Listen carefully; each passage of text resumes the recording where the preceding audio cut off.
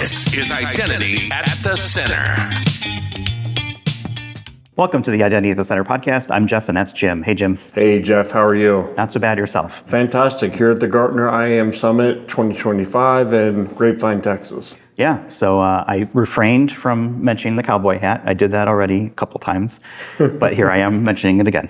Yeah, well, hey, when in Texas, do as the Texans do. Yeah, so we've got a special one today. We are doing a sponsored episode with our friends over at Redblock. So we're going to get right into a second, but you want to learn about Redblock? It's redblock.ai/IDAC. We'll have links in our show notes for people to check out.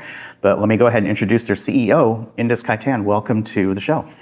Well, a fantastic day at Grapevine, Texas. Such a beautiful hotel. I wish my children and my wife was here. There are a lot of children and wives here. I think people are taking advantage of sort of like there's a Christmas kind of festive type holiday thing going on here. There's a Build-A-Bear workshop. So other than identity and access management, there are things for people to do. Kind of odd place to have a conference in the season. Yeah, I think we'll probably be in Vegas next year, which seems a little more normal for like a conference, but Vegas is not normal, but for a conference. Yeah. So thanks for sponsoring this episode. We're going to learn about Redblock today. One of the things that we always like to find out is for our first-time guests, and this first time being with us, is a little bit about sort of their identity journey. How did they got into the world of identity, or maybe security, or maybe both? So let's start there. How did you get into the space of IAM or digital identity?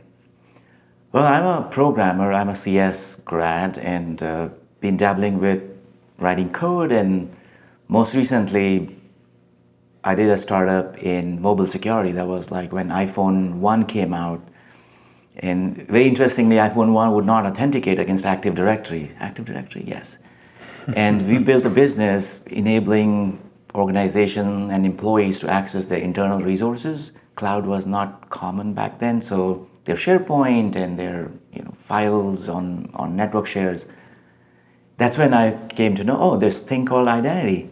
And then that startup got acquired by Oracle, and amongst other things, I was a PM for one of the Oracle's identity product for a period of 6 months. So I got my exposure in identity, and lo and behold, I'm doing an identity startup. So you're kind of an identity lifer. Now you're at Redblock, or you started Redblock. I just have to know, how did you come up with the name? Well, the name has multiple layers. So November-ish of 2023, when I got this idea that, hey, AI in its post-LLM world is going to be multimodal. So ChatGPT 3.5 comes out, and it makes it very easy to recognize world objects, not just a picture of a cat, which the AI reasons as cat, or a dog, AI reasons as dog, but more context, such as if you show AI the picture of a lion, it's oh yeah, that's a cat family, without actually decoding it's a picture of cat. And then we thought, hey, how about we feed some screenshots of postures for web apps? And lo and behold, it just detects beautifully that, on your Twitter screen, you have these access profiles that you should not have. And then we started experimenting, and we thought, hey, why don't we build a workflow that converts human actions into AI-driven flows?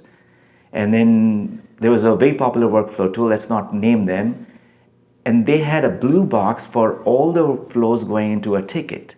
So, something happens, and then of course it goes to an ITSM where a human picks up. And when he said, hey, why don't we change this to a red color and the ticket goes to an AI-driven human flow? That's one of the layers. There are multiple, red teaming as an example, but that's one of them. Yeah, that's neat. So what is the underserved area, or what is the market problem in identity today that you feel is underserved? I think I'll give you two arcs on this. The arc one, and this is like a market answer, like a top level answer. For every dollar in cybersecurity, this, $5 spent on services, operational staffing, human labor, and just getting things done like manually. So if you look at the TAM of, or the revenues of companies collectively in 2024, 220 billion-ish last year, cybersecurity across the board, all products sold. Guess what the numbers are for services and people enabling those products is close to $1 trillion. Wow. And hate to say this, but there is a laundry list of services, companies, and vendors and people that serve this market. If you tease identity, a smaller section, 30, 40 billion, close to $200 billion spent on services. We thought, hey, how can we turn this into a category where services are now enabled using AI-driven software? So that's the market we are going after. It's a bigger arc on the top. But if you look tactically from a buyer's perspective, they have a lot of work that gets stopped by a ServiceNow ticket or a Jira ticket. So anything that you want to do in IT automation or identity, at the end of the day, it's a fulfillment job, which you and I will get, hey, John, can you do this? Hey, Jacob, can you fulfill this? We are essentially routing that ticket to AI and let AI fulfill that task. Instead of a ticket being fulfilled by a human, AI fulfills that ticket. So even with all the new spaces or disciplines within IAM that are starting to kind of sprout up, I still think the traditional approach is IGA, access management, privilege access management. I think, though, even with good tools, it's lacking. What do you think?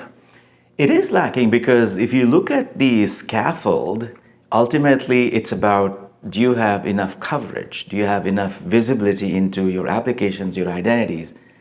If you do not, doesn't matter as IAM, IGA, PAM, and now NHI and in future agents, your tasks will not be done, your visibility will not be there. So it doesn't matter whether you move from one acronym to the other. If you do not know how many apps you have, what identities are inside those applications, and what entitlements are there, the gap is still there in the market. So you're spending all of this money to solve 10, 15, 20% of the problem, where your back door, your front door is closed, but your back door, your side door, your garage door, your trap door for rodents, still freely accessible. And that's where we are going after.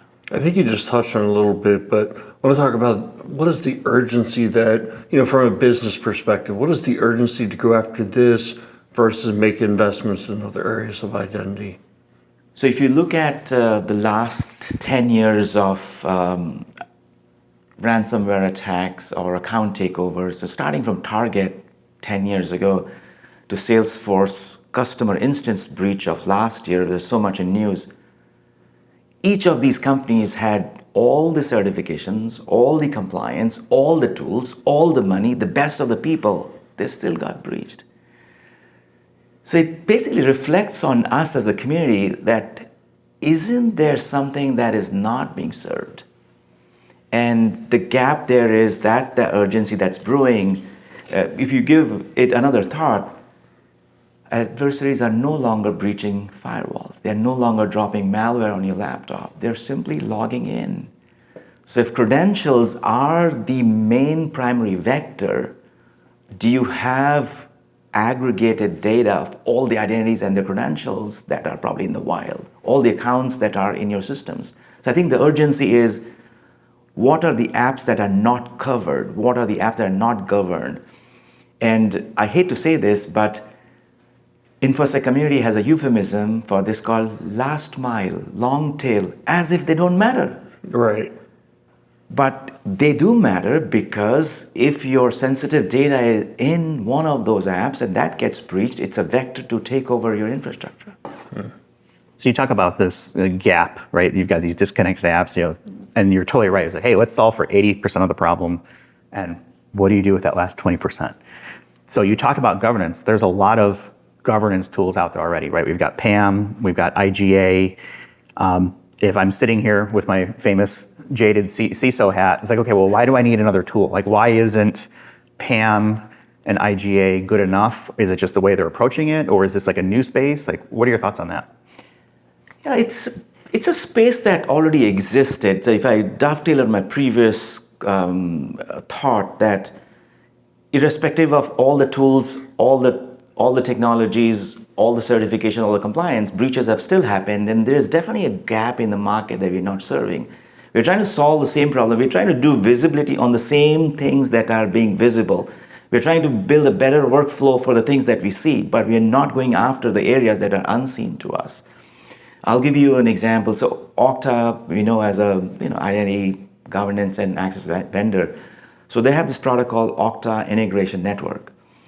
8,100-ish apps are publicly listed there. That means vendors that have come in and put their apps in there.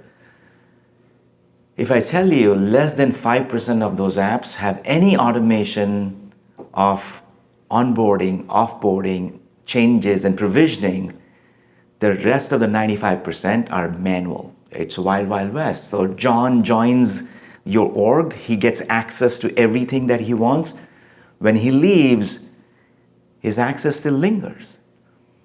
God forbid, if those accounts are on Salesforce, on Snowflake, and a credential theft and a spray and pray attack compromises that, nobody's paying attention. So it's a newer urgency that's brewing. Go after the areas that have not been seen. It's like my closet, my wife doesn't want me to open because, hey, you don't open it because we don't know what's inside. You gotta goddamn open it. So you mentioned another area that is, pretty common, right? You talk about authentication and IDPs kind of getting in that space of controlling access to resources. Where does RedBlock fit into sort of like this triangle of opportunity / sadness that exists between authentication, IGA, and PAM?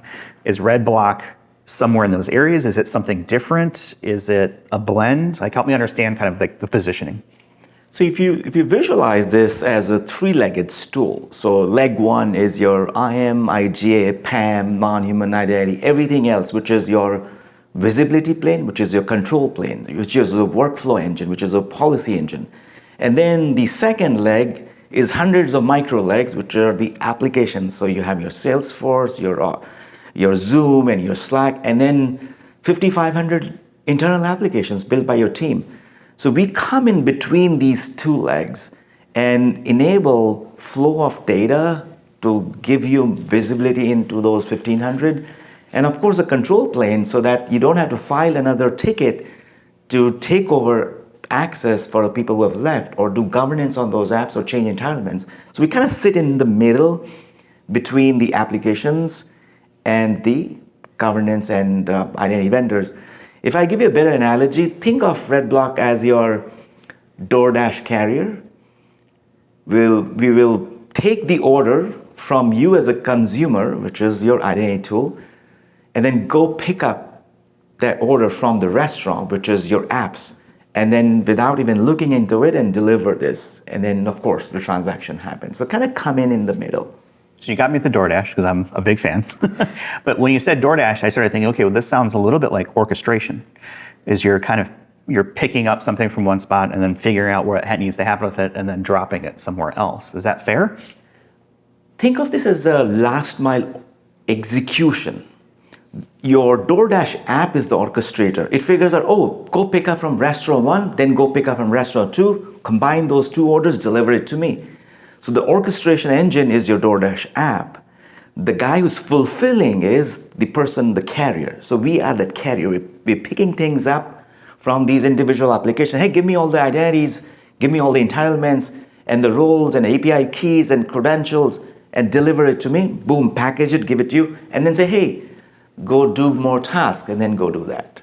So now I'm thinking logistics. Logistics is a great word. So yeah, tell me where to go, tell me what to do, we'll do this for you, you don't worry about it. You still give me that trigger. So we don't have intelligence of our own. I hate to say this, my team doesn't like it, but we are taking triggers from SailPoint, we're taking tickets from ServiceNow, and then doing the job which is supposed to be done.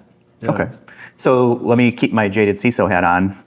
And this is probably a question a lot of people want to know. Okay, so what makes RedBlock special? Right? What do you think it is that makes your product, your service, different from others that are in the marketplace? So this problem existed for a long time. So if you look at the last mile execution, the automation, RPA vendors tried solving this. If you look at finance as a larger category, you need to process invoices. So manually, it's impossible to aggregate. So you put an RPA bot there, script it, and grab the data. That color has been kind of implemented in identity to a certain degree for user access review. So you need to aggregate spreadsheets or user data. But RPA is scripted. It breaks when the UI changes, when the list of values simply changes, it breaks. It's almost like writing a piece of code that has supposed to be executed. We are more, I haven't used the word AI yet, so we are agentic. So think of us as, the way we work behind the scenes is we use computer vision. So the AI looks at the screen visually, just like you and me, on the app and say, okay, what do you want me to do? Okay, here's the credential, login. Okay, what's next? Grab the list of users, package as a JSON, and give it to me. So the AI is looking at the screen and then taking decisions and then extracting the information or taking action and delivering it to you. And that differentiates us. So more modern, if you want to call it, there's no word around it. It's kind of being coined agentic process automation. Well, yeah, that's where it is. Okay, so you've opened up the box of AI. Yeah, and I've been thinking about, when you kind of first talked about this, okay, how do I formulate this question? I'm going to put it rather bluntly. How do I trust the AI to do the right thing? Because now we're talking about security. Right. And so it needs to be auditable, it needs to be traceable, you need to be able to explain it, right? I think there's a lot of people out there who are interested in sort of like, oh yeah, it sounds cool, but how do I know it's making the right decisions? Great question. So when we started this, the demo version of the product that we have built now took us like a week, but it took us a year to put those guardrails around it. Because when you're doing something with identity security, you cannot have it go wrong. It cannot delete a wrong John at example.com. It has to be JOHN, not JON, if that's the name, example.com. So we built a lot of algorithmic decision making. We built guardrails around it in terms of how AI navigates. I'm going to tell you this. In our case, the AI does not make decisions. The AI is doing analysis. And this is when you dig deeper into the industry that we are going after, vendors or competition will tell us, oh yeah, you give the trigger, the task to the AI, and the AI will figure itself out and decide and take a decision. In our case, the algorithms, the guardrails, the workflow that have inside, they make decision. AI is the reasoning engine. It's helping navigate. It's helping figure out what needs to be decided upon without AI deciding it. And there's a lot more work done technically. We have filed close to a dozen patents on what we have built. So it's not like Indus's skunk work in the garage and coming out and party, but there's a lot of work that has been done. I think the whole business case resonates with me, where you stand up a lot of these tools and it's like, but you have to get full value, you have to integrate hundreds of applications in an enterprise scenario. So that's where I think Redblock fits in. Maybe you can confirm that for me. But I'm also thinking from a practitioner standpoint, like, how do I get this thing rolled out? You talked about services in the beginning. So for a typical customer, what does it look like to get started and to actually start getting that value where it's like, okay, now I've got 5-10 applications integrated to, I'm leveraging Redblock and I'm integrated to hundreds of applications. And that's the challenge for traditionally, we have customers that just bought a very popular IGA product, and they are grappling with this thought. They have 500 applications to be onboarded, and they got a quote from a services vendor. It's a 4-year journey. So you essentially are waiting for 4 years to discover every piece of identity in your enterprise.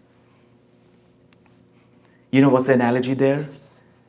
You're a company of 10,000 employees, and you do not know the 999,000 of them because it takes time to go interview and corral.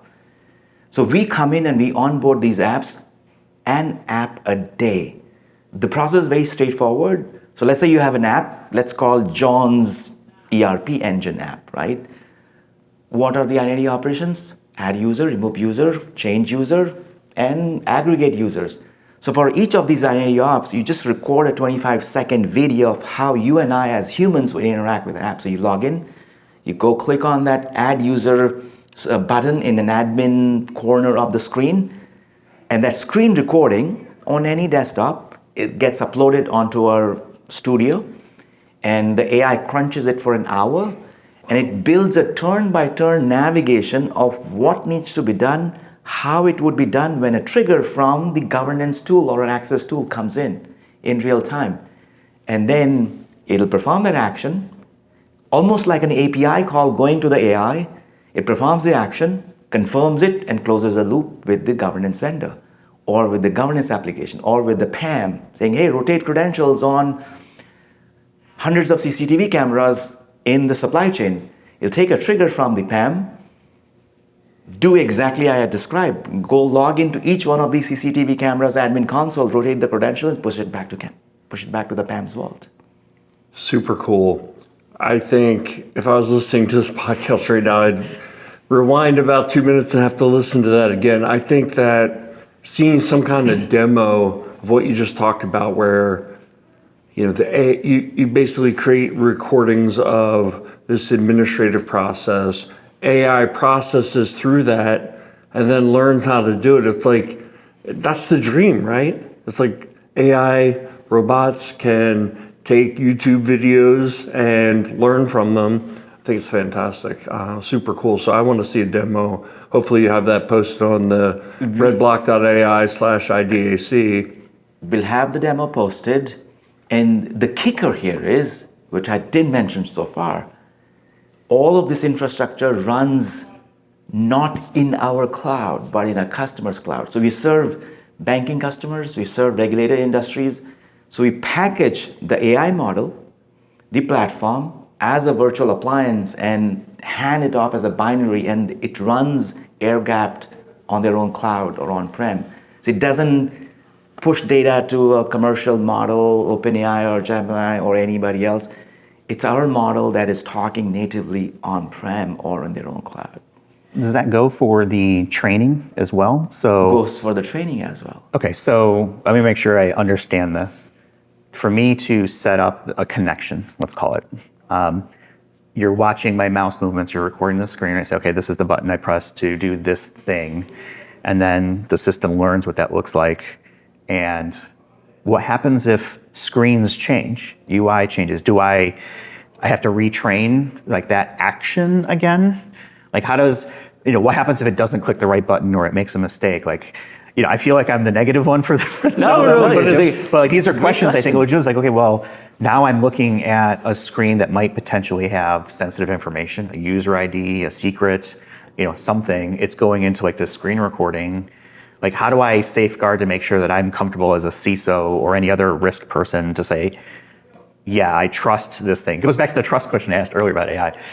So I'll break this down in two parts. Part one, all of this training happens in your environment.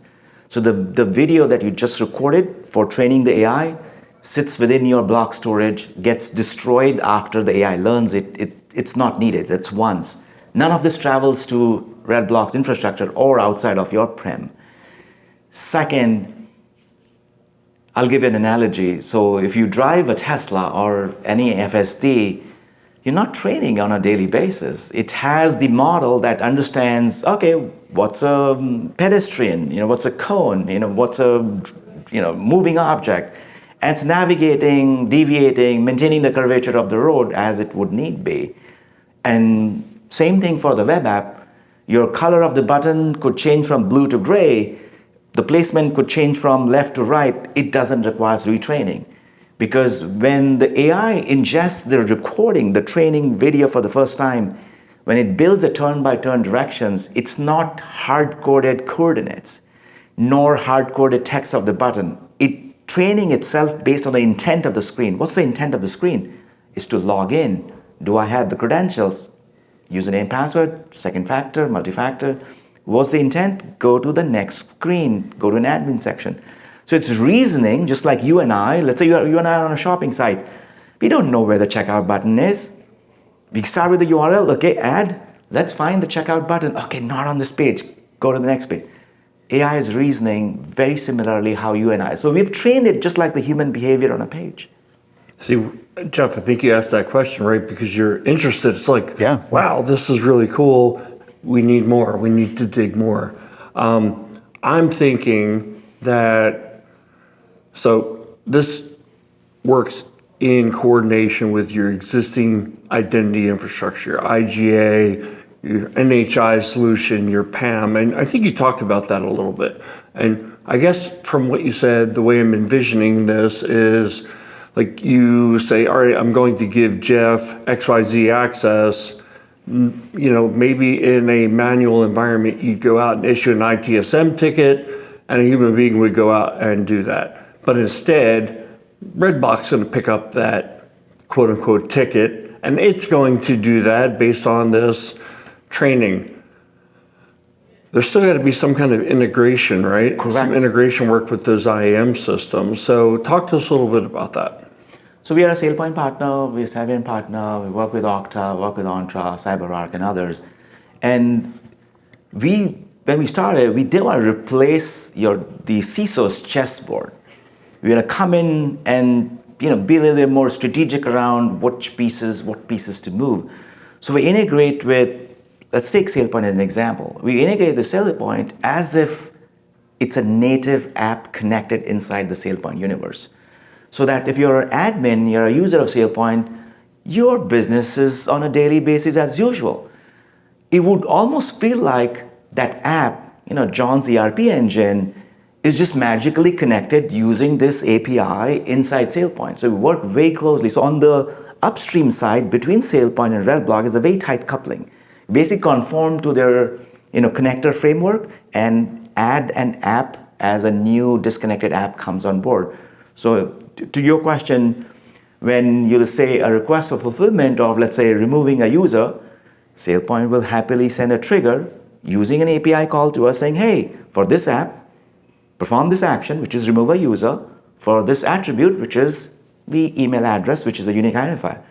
Redblock's engine is going to take it and then perform the necessary AI automation behind the scenes to remove the user.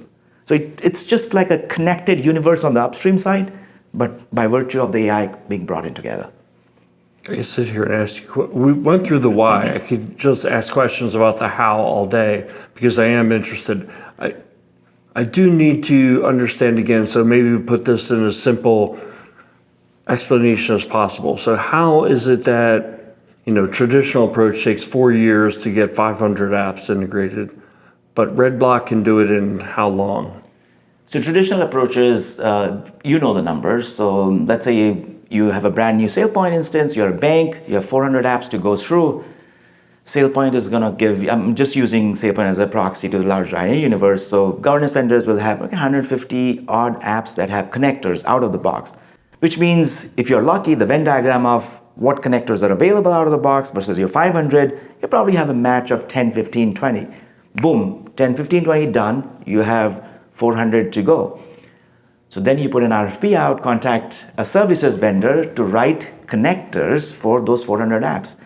Averages $10,000 to $20,000 per app over a period of 4 to 6 weeks, lucky like a week. Now you're looking at millions of dollars, looking at a 2 to 4 year timeline to bring those on board. For us, we're not writing code to connect these applications. There's no JDBC, there's no Java. It's all driven by AI. So you record a video, upload it, and the time that is being spent is for an analyst to confirm that the AI is behaving exactly it's supposed to behave.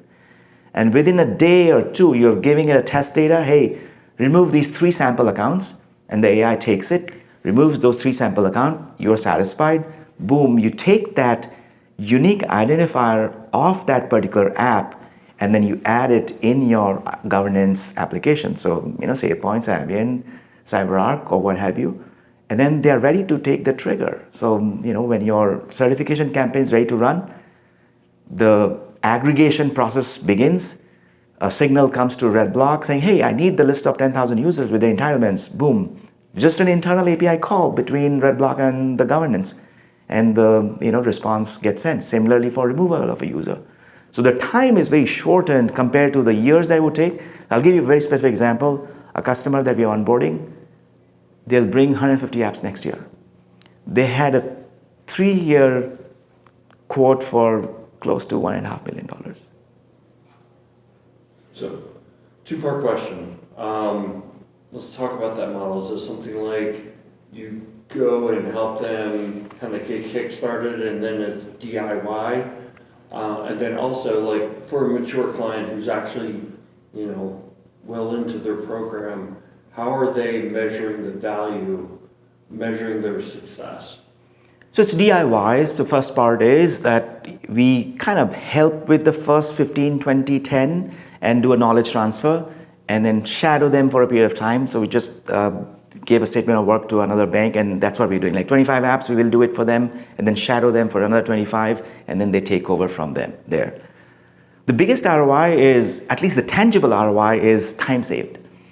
An IT ticket is 40 minutes to 2 days. You know the numbers on IT ticket. Like, mindless. AI is going to fulfill this in less than 3 minutes. So you could shrink the time to 70 to 80% on an aggregate basis, but in many cases, on edge cases, like by 99%. So time saved equates to money. Second, if you are a very large bank, you have, let's say, 90 apps under SOX or under compliance, you have to perform the aggregation. You're moving data around, you have CSVs, and then if there's a human error in one of the aggregated data, which is a CSV file, you have 3 strikes before you get penalized. So millions of dollars in penalties potentially are saved. And I'm not even using reduction of threat vectors and attack vectors because a rogue account, an orphan account, was disabled by AI. And let's be honest, the reason the ransomware or the adversaries are active, not because we don't have tools, but because we do not have time.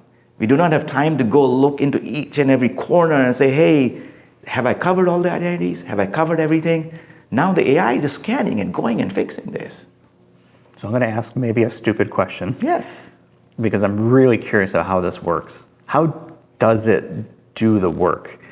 It's not an API. It's not an API. So is it spinning up some sort of like virtualized environment to like replicate a human doing the work? It basically spawns a headless browser. Okay. Mm-hmm. So let's take the governance example. You have request for a user removal from access tool. Let's take SailPoint as a governance tool. The API call from SailPoint travels to redblock. Normal API, nothing fancy.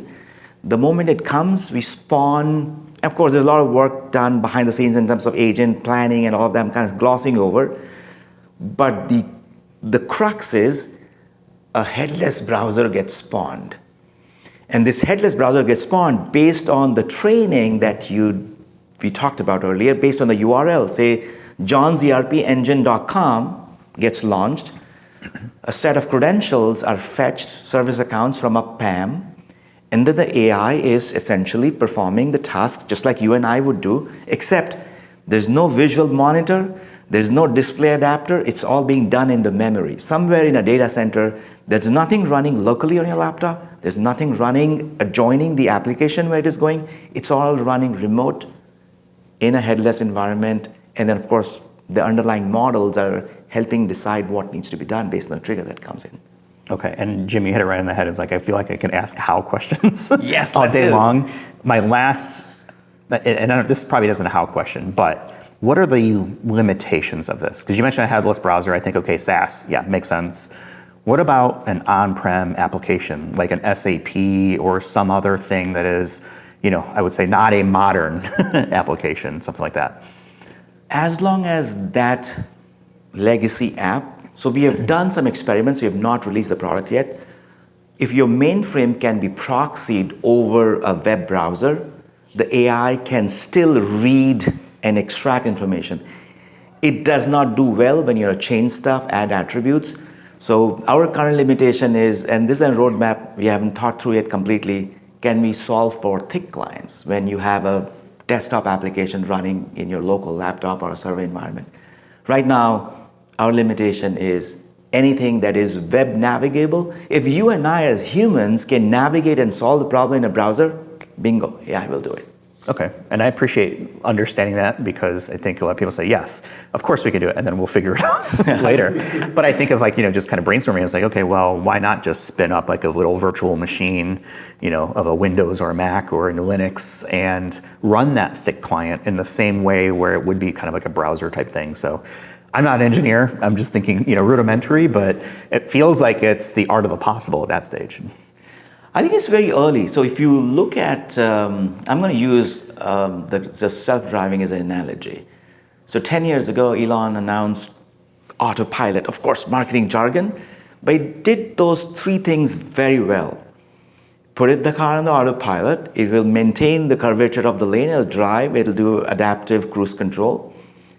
Second, it'll do a very fantastic lane change. You tap it up and veer to the next one and then done. Third thing, it will park very well, like parallel parking, bingo, 10 years ago, unimaginable.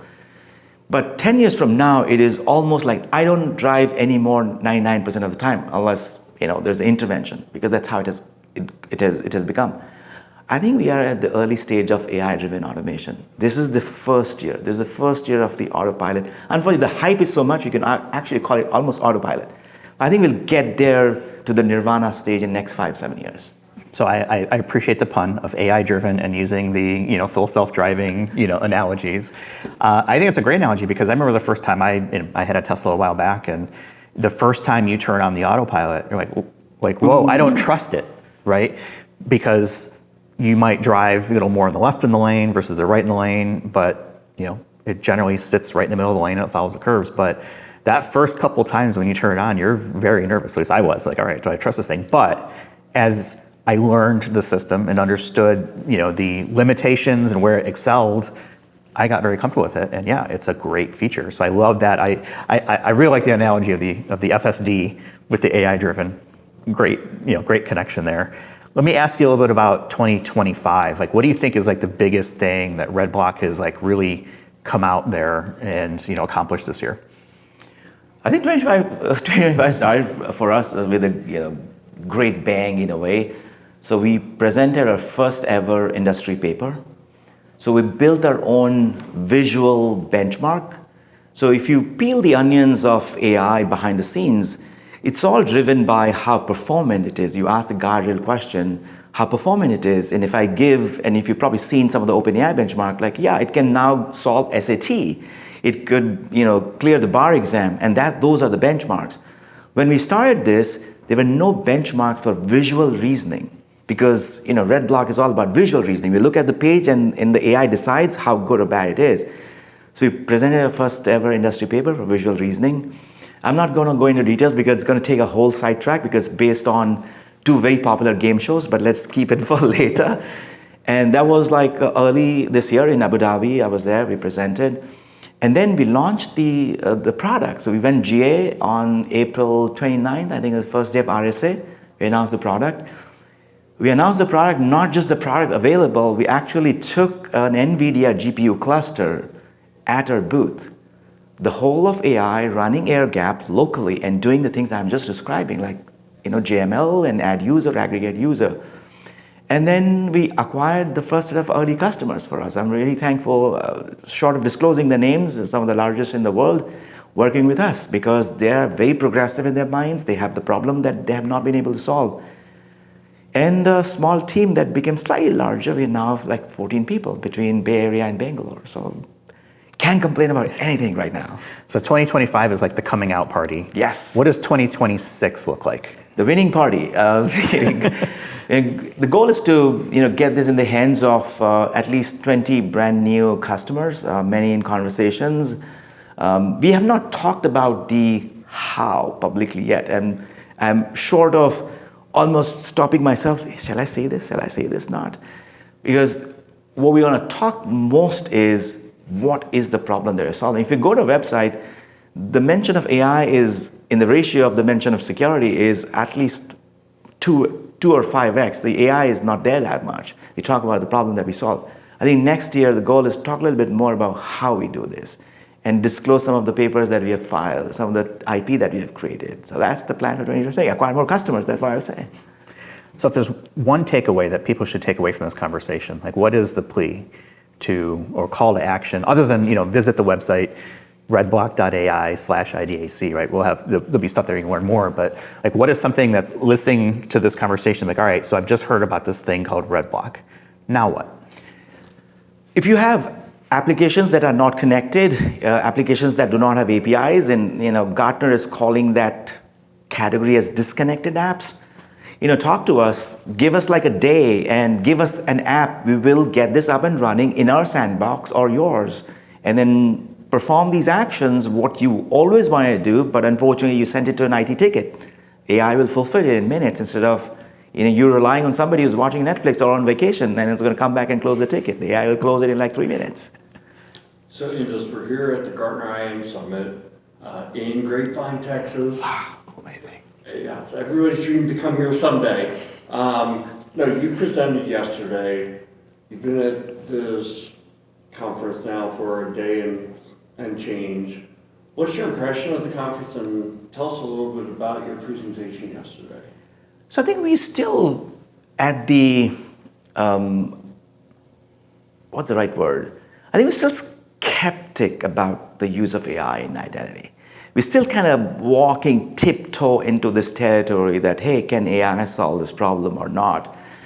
Luckily, there's lesser of a negative chatter on AI doing damage, which was kind of relieving for me when I was at the keynote yesterday. It was a little bit more balanced versus the other events I've been to, or the online chatter is how AI is going to do more damage, the Terminator. I think my takeaway is we're still a little bit more skeptic, but just like any other new technology, be it typewriter, be it the Gutenberg press, or be it the Tesla self-driving, as humanity, we got to experiment. We got to figure out whether this is going to work for us. Of course, there'll be bad actors, but we cannot stop innovating because of the bad actors in the world. So I think my impression is we have to be a little bit more aggressive about this. We have to be a little bit more forthcoming about experimenting, adopting of tools. I think that's my takeaway from like day and a half. Yesterday I talked about, it was mostly how there's a gap in the market and how the attack surface is super exposed because there's more and more apps, the explosion of apps. You and I are old enough. I remember I had like 5 applications on my desktop. That was my world. Now the team that I have, they have 50 applications, SaaS and internal. So that app explosion is the driving force. And then agents coming in. So you no longer are your one person doing the thing, you have 10 delegates doing the thing. So how are you going to manage all of this? Yeah, so what themes are you seeing or conversations you're having here at the conference that make you optimistic for the future? I think there is some conversation around non-human identity and how guardrails have to be put around agents that will access credentials. So I think people are thinking about it. People are also thinking about permissions. So if I allow an agent to do a task, is it static? Is it dynamic? How can I do just in time? So I think we're thinking around on the edges of what should be the art of possible, allowing AI to do the task, but with the guardrails and with the permissions around it. So I'm very hopeful that as innovators, as an industry in general, will solve this problem and will get through it. However, my only worry is that we have not fully solved the human identity problem. I hope we accelerate that. What's not being emphasized enough? What are you concerned that we're not paying enough attention to? I think the privileges or the issue of over-permissioning is still rampant. If I join a company, I need access to 25 systems. I clamor, I hue and cry and fight. I get 25 of those GitHub repositories. Just take that example. When I leave or when I change roles, I still have access to sensitive repositories and data. I think there's not enough attention being paid towards over-permissioning, privileges accumulating, static privileges. I think that requires rethought. All right, final question. This is not a financial question. This is a question about, from the perspective of the technology. Are we in an AI bubble? We are. I think this is a human mind. I don't want to be negative about it. It's a human mind, right? There'll always be a group of people, all of us combined, that'll be excited about something that is new because as a kid, you want to play with the toy. But then there are hundreds of kids wanting to play with the toy, so the toy manufacturers are out of control. And hence, there's a lot of money being pumped in on technology that's not proven. So, which is good and bad. Good that it brings out the best, bad that the best ones do not have access to capital to let the technology see the light of the day. So if you are connected with me, I am running a fund of $1 billion, I will let you try that for a $10 million check. But am I doing disservice? Probably yes. I should look out for other, I'm not saying anything against our relationship, but there could be better use of this money to invest in startups or technology to do a better good society. So it has to be more controlled, it has to be steadfast rather than, hey, let's just go invest all the money possible. We've seen that story in the web era. 96 to 99, everything that was promised went out of business. But everything that was promised ultimately was delivered over the next 10 years after the bubble. So all the web, all the SaaS, if you go back in time, oh yeah, shared drives, I remember startups that were raised hundreds of millions in shared drives went out of business. But what's popular now? Google Drive, Box, and Dropbox, born after the bubble. Well, blast from the past, I'm thinking of my zip drives that I used to have. Oh, yeah. I can store 250 megabytes on it. Oh my gosh, there's so much room now, right? It's been a really interesting conversation. I definitely want to learn more about this. So again, go to the website, redblock.ai/IDAC.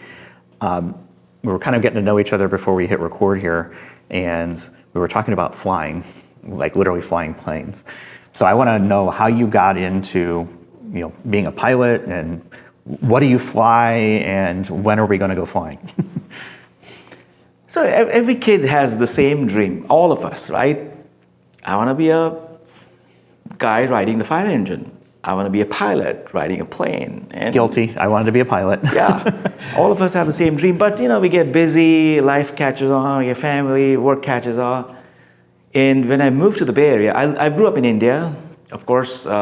Air travel, now it's very popular. When I grew up, there was no air travel. And then when I moved to the Bay Area, I did not know. I started living next to an airport. So I live in East Bay in a small city called Dublin, which is like 1.5 miles from the Livermore Airport, which is a local municipal airport. It has 2 runways, fantastic. Both of them are good use. And one fine day, without telling my wife, I went on a discovery flight. And it was free. And then the flight ends very well, and I registered for a flying class and for an offline training class where they teach you the theory. So essentially, without telling my wife and my family, I started training for a pilot where I have to clear a written exam and an online in-air exam, or behind the wheels test as if you're driving the car.